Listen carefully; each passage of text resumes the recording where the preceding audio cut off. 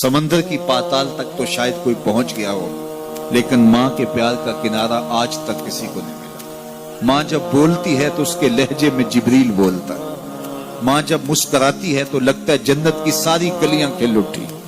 अल्लाह ने उसके सीने में वो दर्द, वो दरक, वो मोहब्बत, वो उल्फतों का एक जहां आबाद कर दिया है।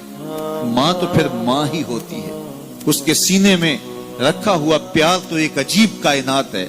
तड़पती हुई ममता एक अलग ही जहान है। कभी आपने देखा हो कि बच्चा घर से निकलता है, दुनिया की बड़ी बड़ी दानिशगाहों में उसका इंतजार हो रहा होता है, लोगों को अक्लो बीनिश सिखाने जा रहा होता है। उसकी एक एक बात को लोग मोतियों की तरह झोलियों में डालते हैं और दुनिया की दानिशगाहों में, यूनिवर्सिटियों में और दरसगाहों में लोग उसके मोतियों जैसे जुमले सुनने के लिए बेताब होते हैं कि ये अक्लो बीनिश का मुरक्का है, ये फहमो इदराक का पहाड़ है, इसकी बातें जिंदगी गुजारने का गुर सिखाती हैं।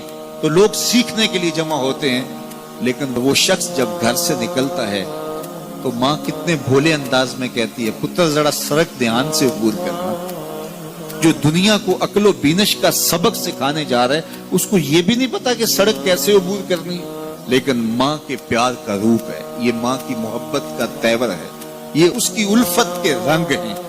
और जब तक बच्चा घर पलट नहीं आता, बेटा वापस नहीं पहुंच जाता, माँ के दिल में खटका रहता है और वसवास में रहती है और बेटे के लिए दुआएं मांगती रहती है कि मेरा बेटा खैर से घर पलट आए। माँ के सीने में इतना प्यार क्यों है? दुख झेल लेती है, तकलीफें गवारा कर लेती है। गरीब माएं तो बेटों और बेटियों का पेट पालने के लिए किसी के घर के बर्तन भी मांजने पड़े तो इससे भी गुरेज नहीं करती। तकलीफें सह लेती हैं, अजियतें गवारा कर लेती हैं, लोगों की गुलामियां कबूल कर लेती हैं। माएं अपनी औलाद के लिए क्या कुछ नहीं करती। माँ को अपनी औलाद से इतना प्यार क्यों है?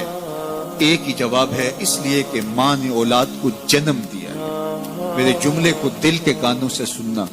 जिस माँ ने जन्म दिया है वो इतना प्यार करती है, तो जिस रब ने खलक किया है वो कितना प्यार करता है। जन्म देने वाली के प्यार का ठिकाना कोई नहीं, तो जो खलक करने वाला है उसके प्यार का अंदाजा कौन कर सकता? तो माँ गवारा नहीं करती कि मेरा बेटा भूखा रहे, तकलीफ में रहे, बेटा भूख में तड़पे, तो माँ बेचैन हो जाती है। तो जो 70 माओं से ज्यादा प्यार करता है, उसने कैसे गवारा कर लिया कि मेरा बंदा भूखा रहे? सहरी का खाना खाया है, कड़कती दोपहर है, बरसती गर्मी है, जुबान पे पिपड़ी जम गई, हलक खुश्क हो गया, खाने के लिए पीने के लिए सब कुछ मुयस्सर है, लेकिन कहा नहीं एक घूंट भी नहीं लेना।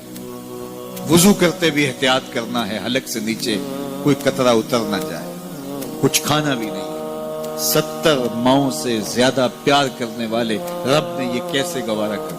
इस मसले को समझने के लिए फिर दोबारा माँ की आगोश में आना पड़ेगा। बेटा बीमार हो गया, माँ डॉक्टर के पास ले गई, उसने दवा तजवीज की, सिरप लिखा, वो कड़वा था, बेटा पीता नहीं। माँ ने जबरदस्ती उसको लटा लिया, उसका हलक खोला, मुंह खोला, उसमें कतरे सिरप के टपका रही है। बच्चा चीखता है, रोता है, लेकिन जूजू वो कतरे हलक से नीचे उतरते जाते हैं, माँ के चेहरे पे तमानियत आती जाती है। क्या माँ सफाक हो गई है? नहीं।